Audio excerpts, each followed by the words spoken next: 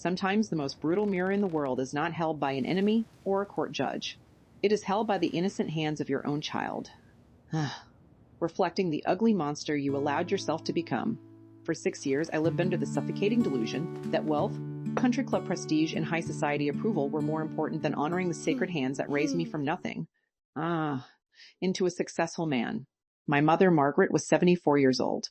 Her hands were scarred with arthritis from 40 years of scrubbing hospital floors on night shifts, just to afford my private university tuition and engineering textbooks. When my father passed away when I was barely 7, my mother worked 2 jobs, skipped meals, and wore shoes with cardboard soles so that I would never feel poor or inferior among my classmates. 5 years ago, I married Victoria. Victoria came from old aristocratic banking money, a woman obsessed with pristine aesthetics, immaculate glass living rooms, and private charity galas. Where appearances were everything. Victoria made it clear from our wedding day that having an elderly working-class woman living in our modern minimalist mansion was an intolerable embarrassment to her refined lifestyle. Whenever my mother dropped a porcelain teacup because of her trembling arthritic fingers, Victoria would let out a sharp, theatrical sigh of disgust, making loud comments about cognitive decline. Whenever my mother tried to teach my 7-year-old son Leo how to plant marigolds in the back garden, Victoria would pull the boy away, claiming my mother dirt was contaminating his expensive designer clothes.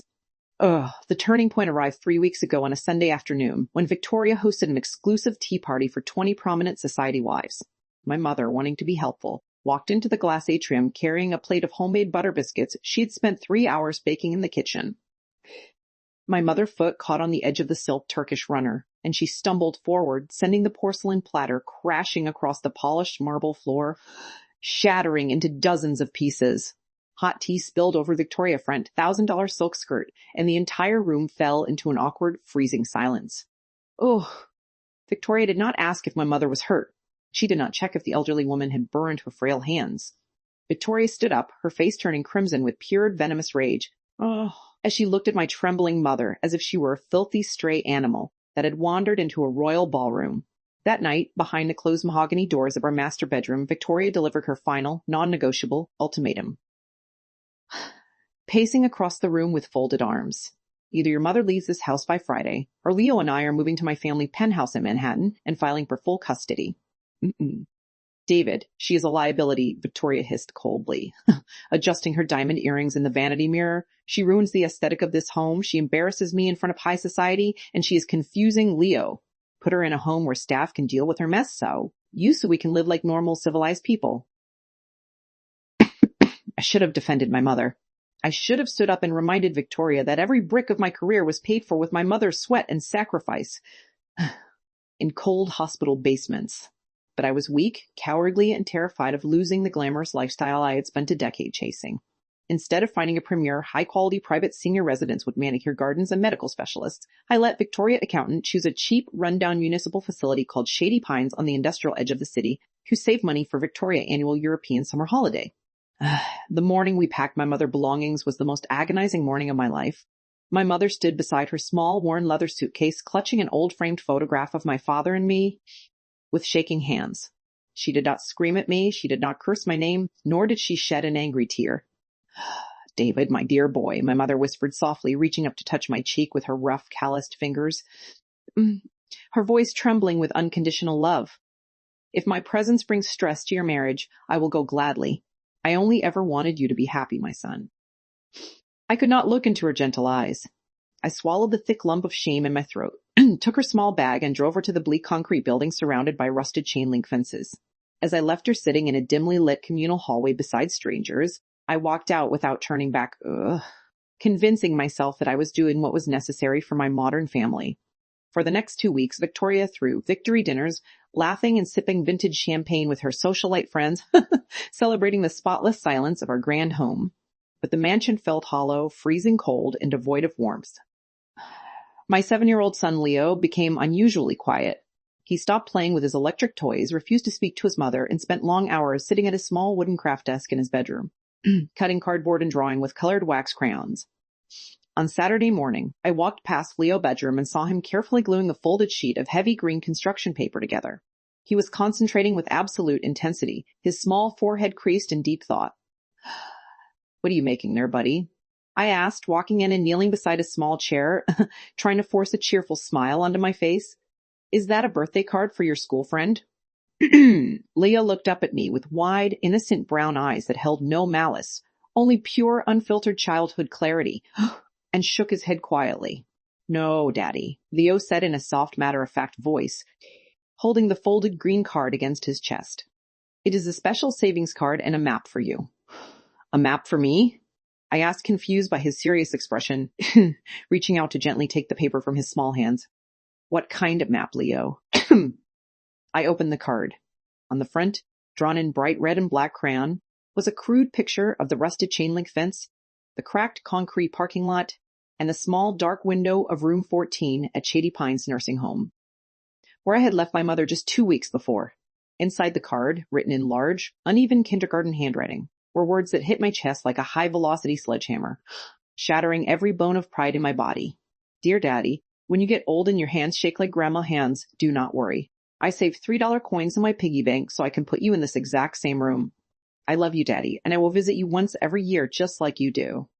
Ugh. The air vanished from my lungs. My heart stopped beating as my vision blurred with blinding tears, reading the innocent words over and over again.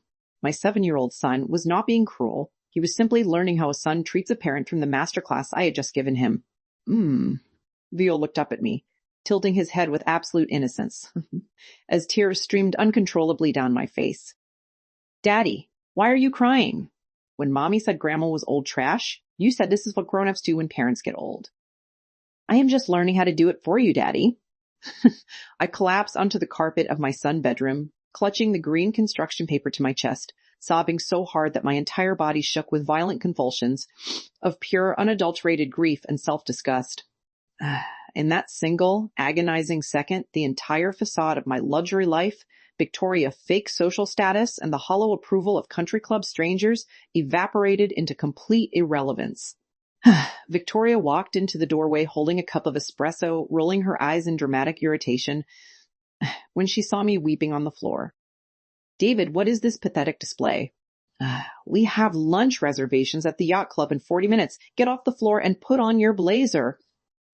I stood up slowly from the floor, wiping the tears from my cheeks, and looked at Victoria with a piercing, unwavering stare that made her freeze mid-sentence. I handed Victoria the green crayon card without saying a single word.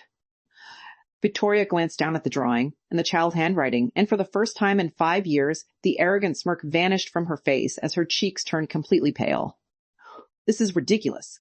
He is just a child who does not understand, Victoria stammered, tossing the card onto the bed, trying to regain her superior posture. Do not make an emotional scene over a silly drawing. He understands better than both of us, Victoria, I said in a low, trembling voice that carried absolute unbreakable steel. My mother spent 40 years destroying her health so that I could stand on my own feet. And I threw her into a concrete prison to satisfy your vanity. Cancel the yacht club, I said, grabbing my car keys from the dresser, and start packing your bags. What did you just say? Victoria shrieked, clutching her designer jacket in shock, her voice rising in panic. You cannot talk to me like that. My family will destroy your career. Let them try, I replied calmly. Shh. Taking Leo's small hand into mine.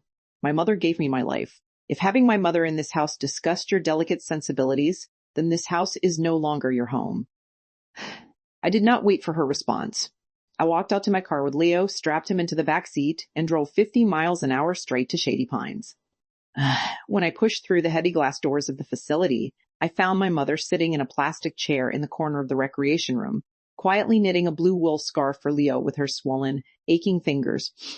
Alone in the dim afternoon light, I fell to my knees directly in front of her chair, buried my face into her lap, and wept like a terrified little child, holding her hands against my face. Mom, please forgive me. Please come home. I sobbed uncontrollably, as tears soaked through her woolen skirt. My mother set her knitting down, placed her warm, scarred hands on the back of my neck, and smiled with infinite tenderness, as if the past 2 weeks had never happened. Hush, my sweet David. My mother whispered softly, kissing the top of my head, while Leo wrapped his arms around her waist. A mother heart never stops forgiving. Let us go home, my son. That afternoon, I packed every single one of my mother bags, carried them to my car, and brought her back to the master suite of our home. Victoria moved out that very evening, realizing that her superficial threats held zero power over a man who had finally reclaimed his soul. We filed for divorce the following month, and I never looked back. Today, my mother garden is overflowing with blooming yellow marigolds, and every evening Leo sits on her lap listening to stories of my father, while the kitchen smells of warm butter biscuits. We spend our lives chasing worldly status, hollow validation, and the shallow applause of people who will forget our names tomorrow, while taking for granted the souls who bled for our foundation. But what you plant in the heart of your child today is the exact harvest you will reap when your own hands begin to tremble. And if you teach your child that love has an expiration date, you will surely spend your twilight years shivering in the cold.